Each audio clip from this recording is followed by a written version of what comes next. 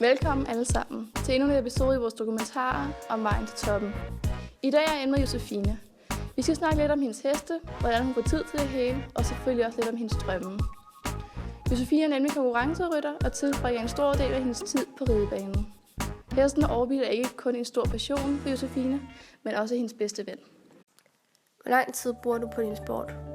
Omkring 2 timer hver dag, og nogle gange lidt mere, så det kræver ret meget. Hvad var dine mål, da du startede med at ride, og hvad er dine mål i dag?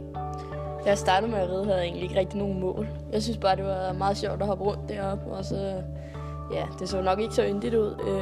Men i dag har jeg fået lidt mere smag for det, og får undervisning 3 gange om ugen. Så min mål er jo selvfølgelig at nå langt, om ikke andet så nå så langt som overhovedet muligt. Jeg vil da gerne nå toppen en eller anden dag. Hvordan prioriterer du din tid? Det er oftest meget svært. Man er over på døgnet, og man skal få det hele til at hænge sammen. Men jeg plejer som regel at ride direkte efter skole, så den del er overstået, så jeg kan fokusere på mine lektier og afleveringer. Og ellers så får jeg det bare til at passe sammen, som det nu engang kan. Hvad gør, at du bliver ved med at ride? Det er det med, at man kan stille lidt krav til sig selv, men også til hesten.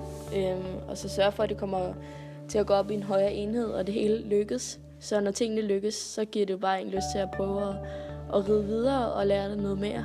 Og så, ja. Har du nogensinde overvejet at stoppe? Mange gange.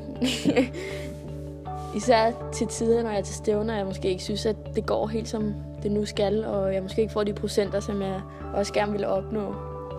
Og det er trods alt levende dyr, så de kan jo godt spasse ud når som helst.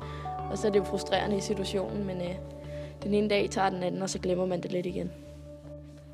Hvad kræver det at komme til toppen?